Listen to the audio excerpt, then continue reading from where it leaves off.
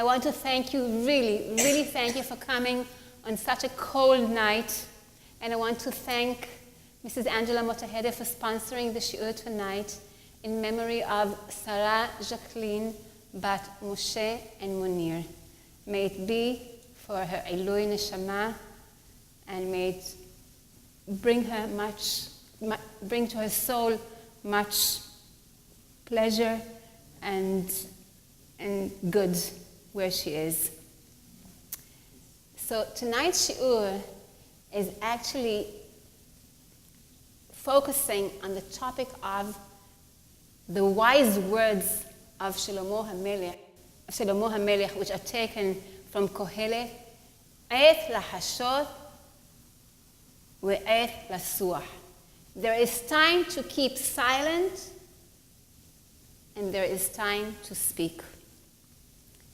So, we spoke so much about the greatness of speech.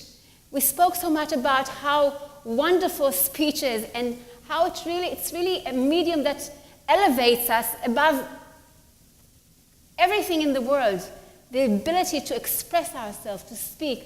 And now, how is it that we're speaking about the importance of knowing how to keep silent? You know, in Masechet Avot, Rabbi Shimon ben Gamliel said, I lived all my life with the Chachamim. I've spent a lot of time with the Torah scholars, with wise people. And what have I learned from them? Velo masati laguf tov ela shetika. You know what I found that's good for the body? Silence. Now, obviously, when Rabbi Shimon ben Gamliel said it, he didn't speak about evil speech, about what they call siha betela, speaking for just unimportant matters, empty words that have no value. He didn't speak about lashon hara. This is not what he was talking about. That's, of course, we understand that. But he was referring to something more than that. He was saying that even speech that is good, lo masati laguf tov ela shetika. Silence is something which is great, of great value. So let's try and understand it. Why? What is it in the art of silence that's so important? What is it that makes silence so valuable, that King Shlomo HaMelech said, Hosech sefatav maskil, a person who refrains his lips from speaking is a wise one. And especially since we're talking to us women, how much more so? Because as we know, of the 10 measures of speech that came to this world, we, women, took 9. So, how much more so it's meaningful to us.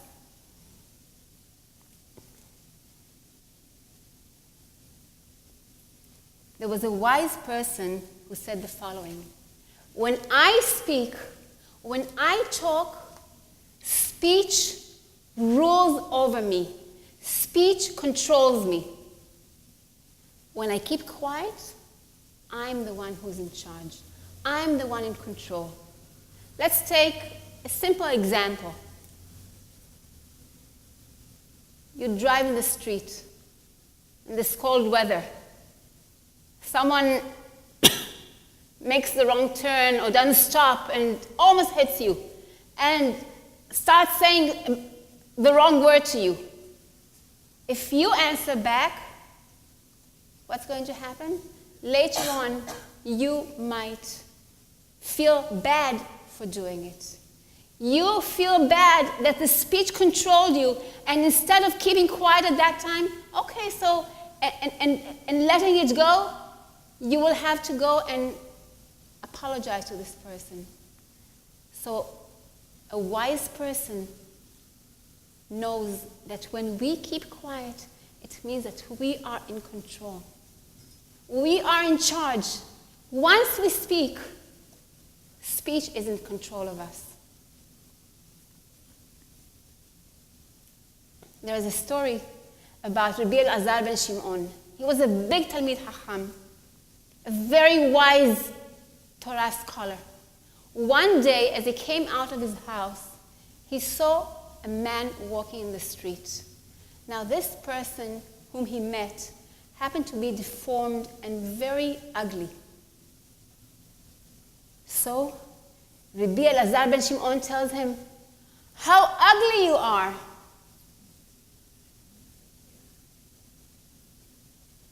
And what did this man answer to him? He said, "You know what? Go and complain to the artist who made me." At that moment, he realized what a mistake he made. You see, that's what we mean when we say that when we speak, speech is in control of us. At that moment, and we're talking about a big Chacham. He came and bent down and apologized to him. The man refused to accept his apology. As they were approaching the city, the students of Rabbi Elazar ben Shimon came to greet him. And this man here said, "Rabbi," how they greet him, how much honor they give to him. And he said to them, "This man does not deserve this honor that you're giving him." They apologized on his behalf. And only when he promised that it would not happen again, he forgave him. So, for us it's very, very difficult to control what comes out of our mouth.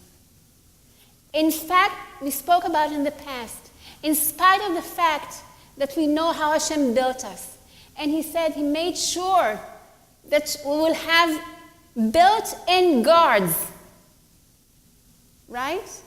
Our teeth and our lips, still somehow, how do those words leave our mouth and come out so freely?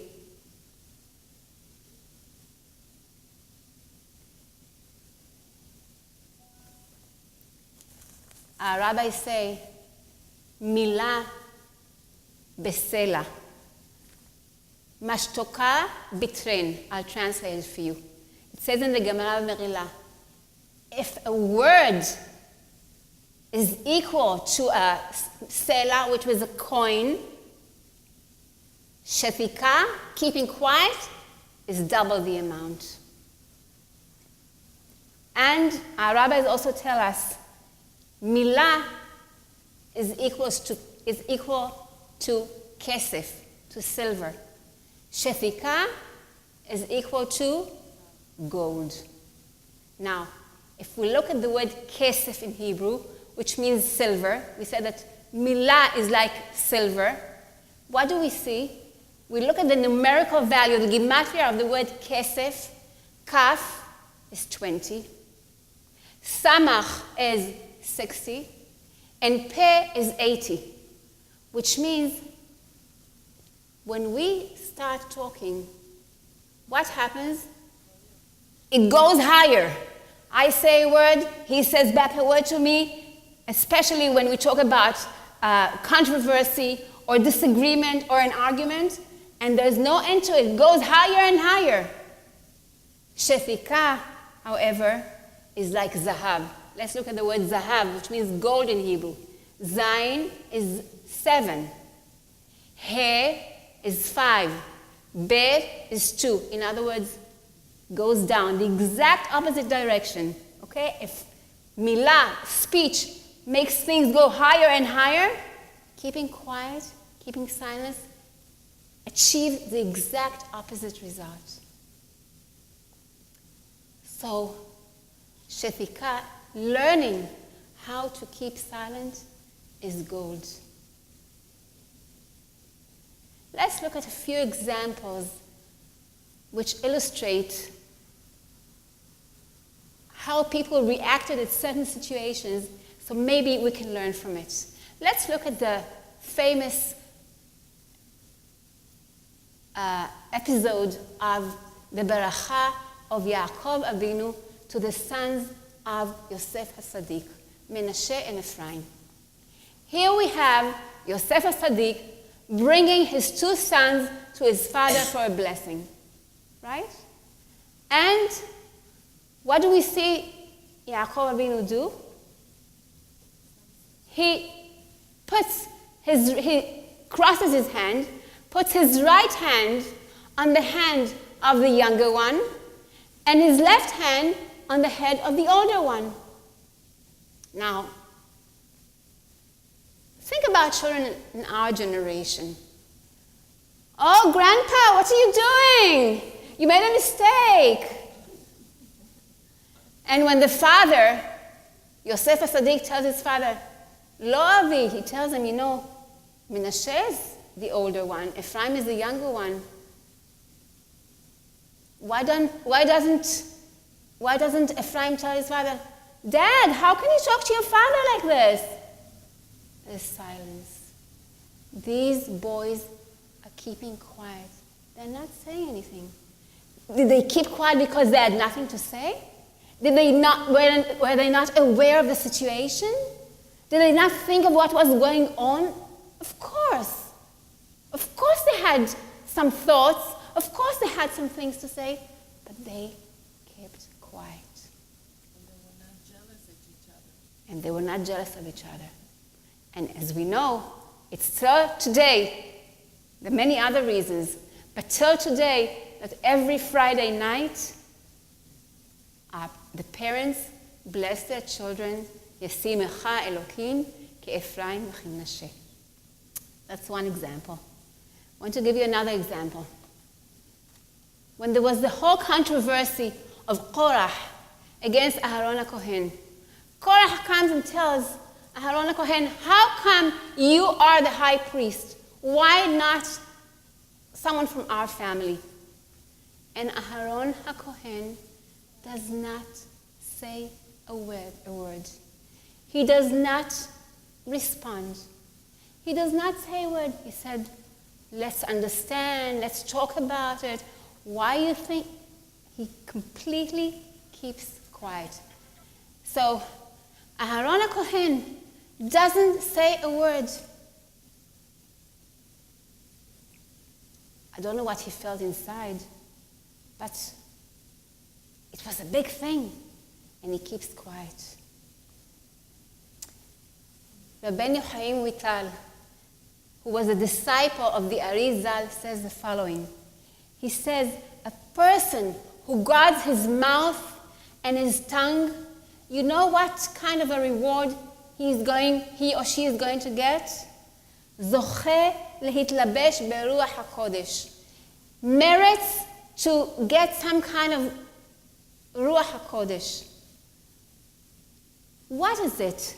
The Pele Yoes says that when a person learns how to acquire the midah of shetikat, how to acquire the ability to keep quiet, what does it do to that person? It leads that person to anawa, to humility, and to fear of heaven. Let's take, for example, the story of the two sons of Yosef HaSadik in the presence of their grandfather and their father. If I know that, and I feel Hashem's presence in front of me all the time, would I always say what I say? Or will I think twice? Will I be more careful with what comes out of my mouth? Or will I just let my words come out freely? So we can understand that the more we are able to feel the presence of Hashem, Shirithi Hashem v'nirdi tamid, always feel the presence of Hashem in front of us. Know that Hashem is there, that Hashem really hears everything that we say. How careful we're going to be with what kind of words come out of our mouth. How particular we're going to be. we're told, just think about it. Think about the fact that everything that we say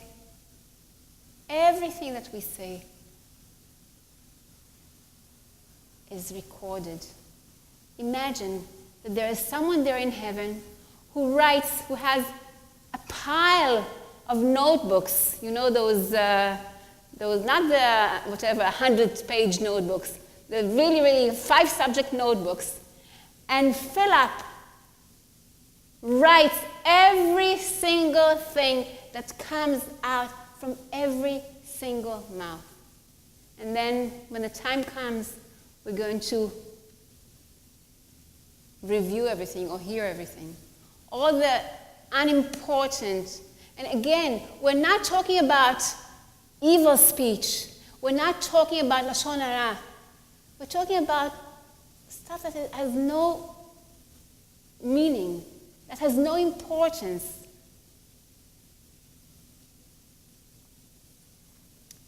I want to share with you a very touching story that's connected with silence. It's a little bit of a different kind of a nature, but when I read it, I felt very, very moved, and I really, really wanted to share it with you. This story happened on Tisha B'Av in one of the concentration camps in Bergen-Belsen. The conditions were really, really bad. The Jews got a little bit of water and either a piece of bread or a piece of potato daily. And things were terrible. One day, one of the Jewish people there who couldn't stand the mattress he was sleeping on because it was full of, we're talking now about bed bugs, but who knows what it was, decided to burn it. He couldn't stand it anymore. There were all kinds of lice and all kinds of things that he decided to burn it. The Germans heard about it and said, "What? That's how you treat the property, our property? You burn it? Instead of being grateful, you burn it?" They were very, very upset, and they said, "You know what? Tomorrow," and this, as I told you, happened on Erev Tisha B'Av, they said, "Tomorrow, nobody's getting bread. Nobody's getting any food," which looks like a coincidence, but obviously it wasn't a coincidence. It happened that it was the day of Tisha B'Av that nobody got their food. Now, there was one mother who had a 4-year-old girl. She looked at her, she was starving. She said, "I have to make something for her." But from what? She took some straw and boiled it with some water and gave it to the girl to drink. The girl was revived a little bit, but she was caught. She was caught, and she was told that she will be sentenced that Friday night. That Friday night was Erev Shabbat Hazon. On Friday night, she was taken to court right there and then, and in the camp, and she was told that she will have a chance to explain herself. She can explain what happened. But first, of course, the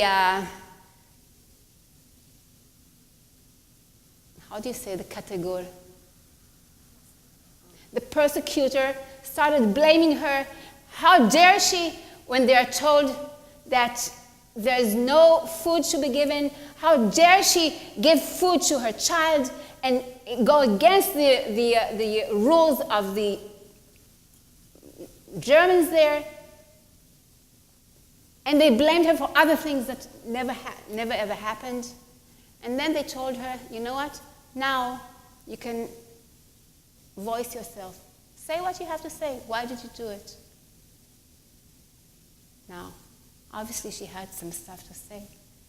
She was boiling straw for her 4-year-old child. But this lady kept quiet. She didn't say a word. He said, you have something to say? She said, I have nothing to say. He said, okay, for 2 days, no food for you.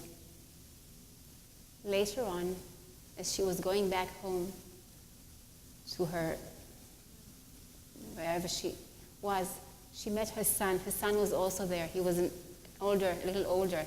He asked her, why didn't you defend yourself? Why didn't you say anything? And she said to him, you know what? Every word that was said was written down by someone. That person who wrote all the information down was a Jew. And I knew that this was Friday night, it was Shabbat. And every word that I will say will cause this Jew to transgress the Shabbat. Whatever words I would say will force him to write it down and will make him transgress the Shabbat. And that is why I decided to keep quiet.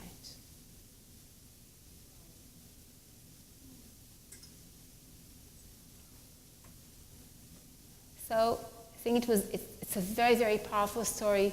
Baruch Hashem, we are not tried with such nisyonot, with such tests, but see the power of this woman to be able to keep quiet in such conditions.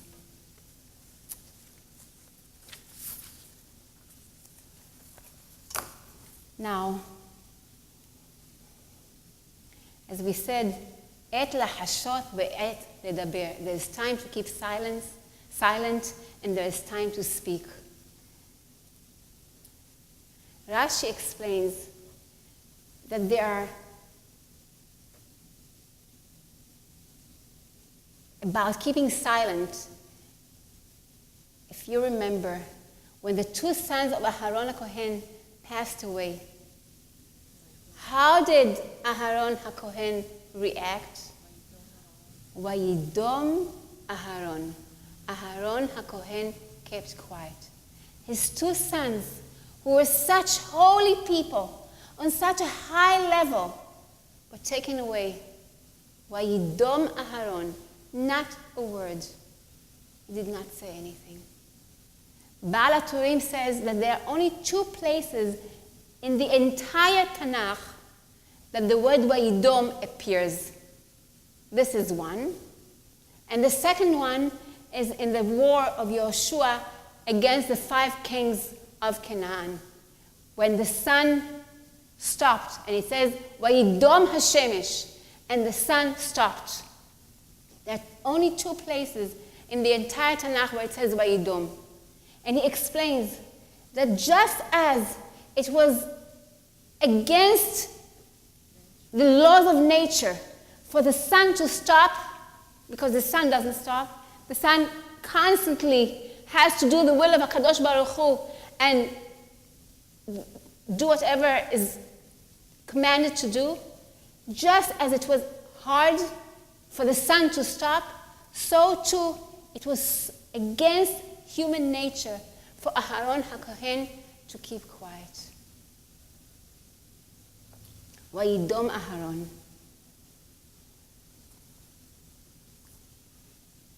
And they say, Ve'et ledaber. You know what Rashi says about Ve'et ledaber? Az yashir Moshe and Shirat Deborah. This is the time to talk. This is the time to speak out. Az yashir Moshe, Shirat Deborah. Recently, actually when I was just in Eretz Israel, I met a very dear friend of mine. And she told me something that I actually mentioned in one of our previous shiurim, but she wasn't there at that shiur, but she told me that she does exactly that. And let me tell you what I'm talking about. In one of my previous shiurim, I mentioned that it's so important for us to write down, to have our own very personal, beautiful booklet where we write everything that we should be grateful for. And this friend of mine told me that she has her gratitude journal. And she told me that every day, it's a daily routine that she writes in her gratitude journal everything that she feels that she has to be grateful for. As Yashir Moshe, this is the time to speak. This is the time to talk. You know, how many times we remember to talk when this doesn't work out, when things don't work out the way we want them, when we want certain things in a certain way and they happen to go in another way, and we complain, and we ask why, and we question, and we talk, and we express our anger and our displeasure.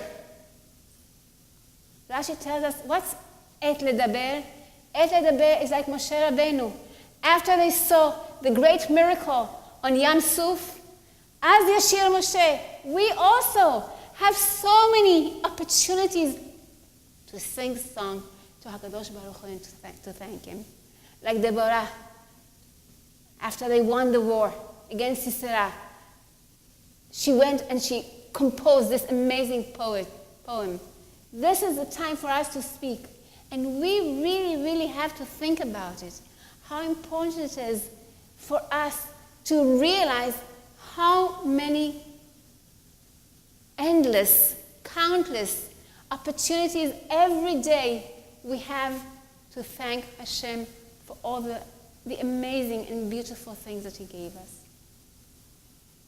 I really, really think that our life will change if we do it on a daily basis. Get yourself a beautiful small pad and write every day a few things. You will be amazed at how lucky and how fortunate we are, and how kind and good HaKadosh Baruch Hu is to all of us. I want to talk to you about something else that's connected with the ability to keep quiet.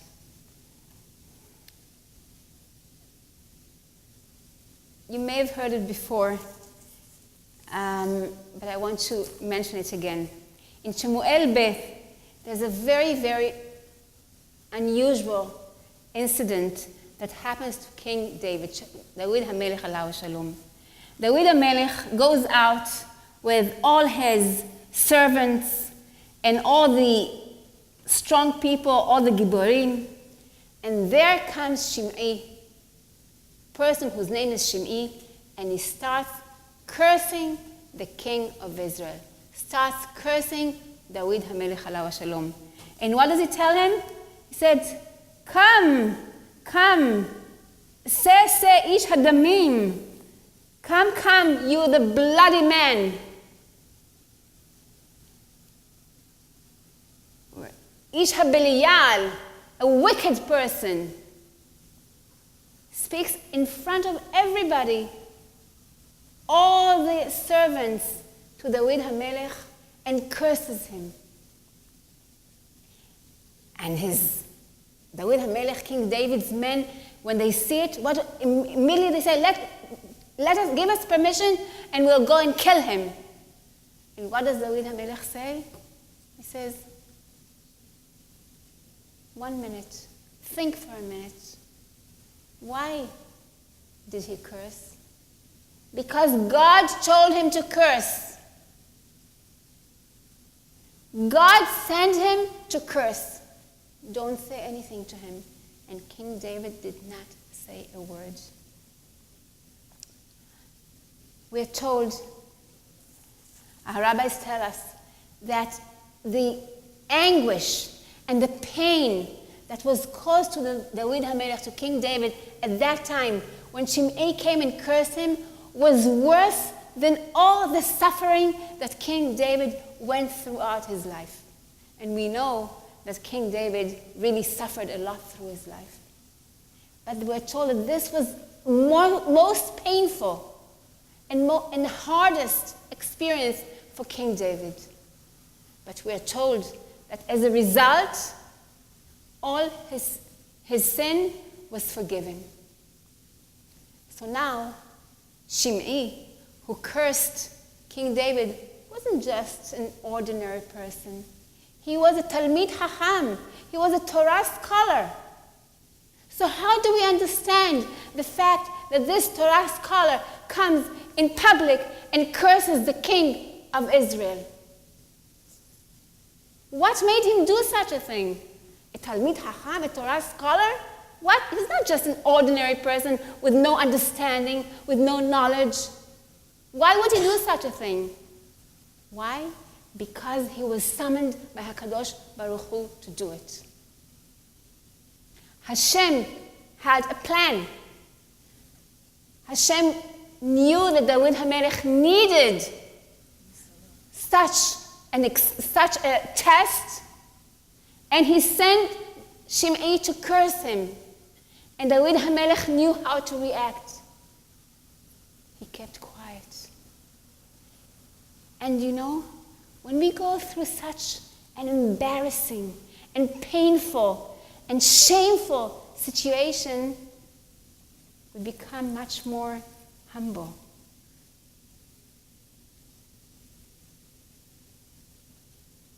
And that led King David to do complete teshuvah, which resulted in complete forgiveness for his sin.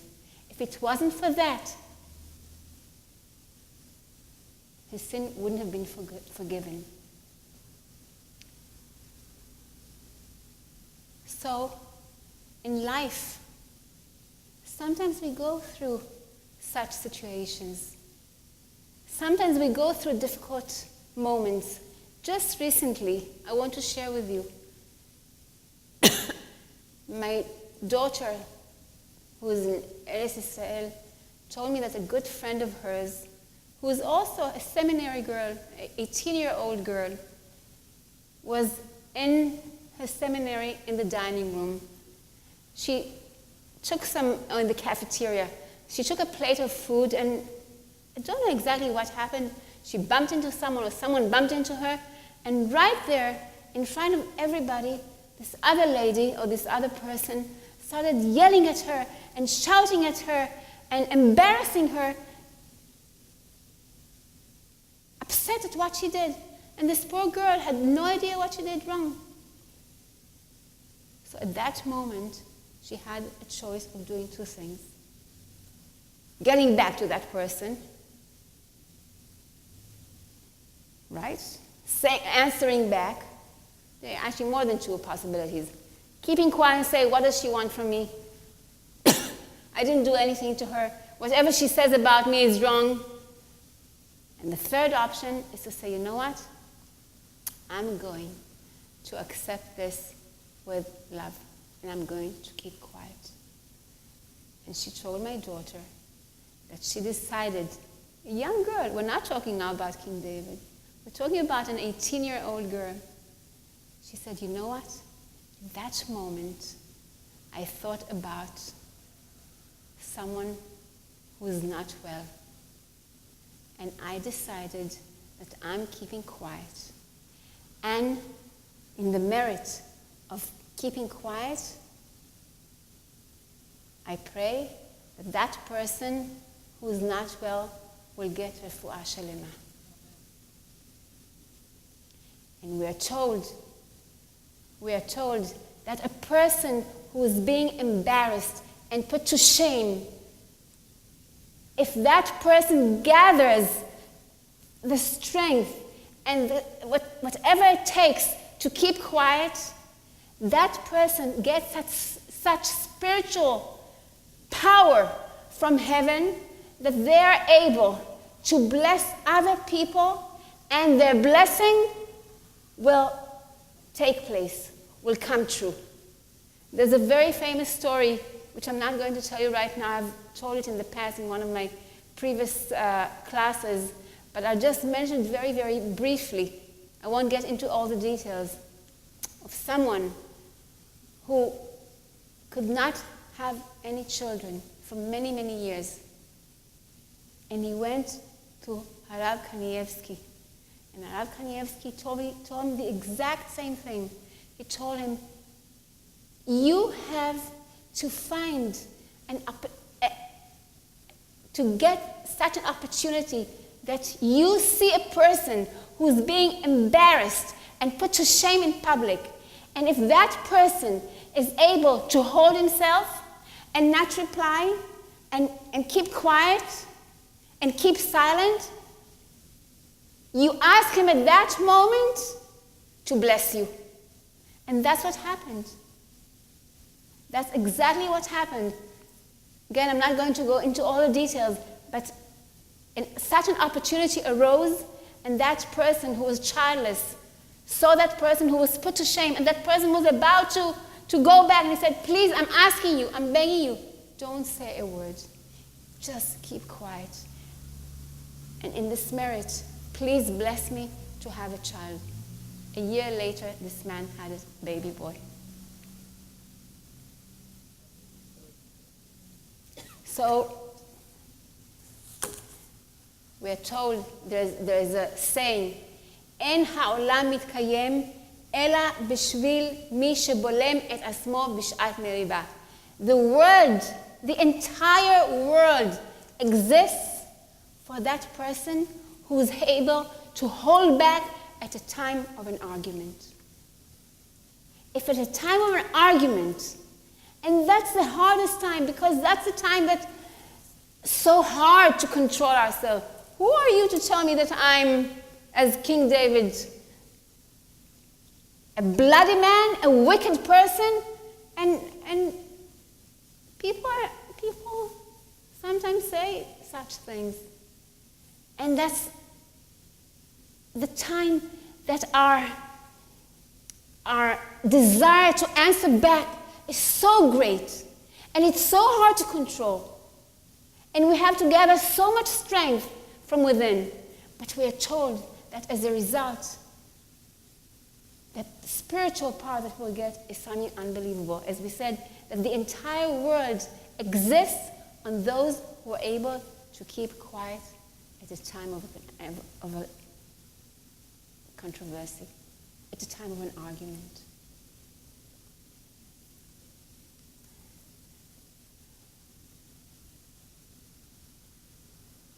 Now, there are times, as we said, to keep quiet, and there are times to speak. L'kol עת. Everything has its right time. Everything in the world has the right time. We have to use our wisdom. We have to use our understanding, which Hashem gave us. And filter our thoughts, and filter our words, and ask ourselves, is this a time to respond? Is this a time to talk? Is this a time to keep quiet? Think about Moshe Rabbeinu alav shalom. He was the leader of the Jewish people for 40 years. For 40 years he led the Jewish people. And it was only before his death, just before he passed away, that he gathered the entire Jewish people, and that's when he gave them tocheha. That's when he told them, you remember those places? That's what happened here, and that's what happened there. He didn't even tell them off directly. He didn't reprove them directly, indirectly, but he led them for 40 years.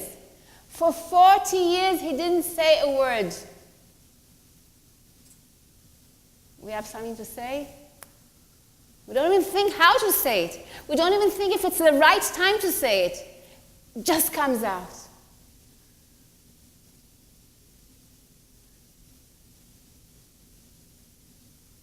There are times to speak, and there are times to keep quiet.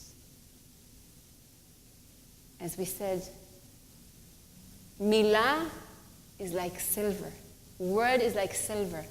But silence is like gold.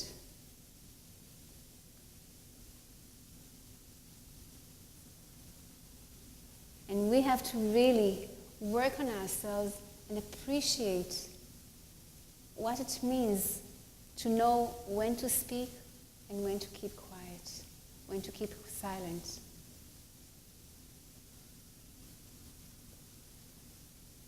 And there are times to speak. Sometimes, let's say, if you see that something is wrong, we should speak. But even then, we have to ask ourselves, is this person, let's say if I see someone who, a child, a teenager, who refuses to wear his talit katan. And it troubles me because I'm as his mother, I know the importance of wearing a talit katan. And how can I see my son walk around without a talit katan? Of course, when we see someone does the wrong thing, we have to tell them. But what result will I reach? Will it get the exact opposite result if I say something? Maybe it's a time to keep silent. Maybe it's a time to wait a little bit. Everything has to be very well thought before we say something. And when we decide to say it at the right time and the right way. So, I hope that we all use really our words very, very carefully, wisely. Know when to talk and when not to talk. Remember that when we go up to heaven, every spoken word is going to be recorded there. Hashem gave us help, physical help, our teeth, our lips, our brain, our heart. Let's use them. Let's use them wisely. Let's not learn from the outside society. These are not our right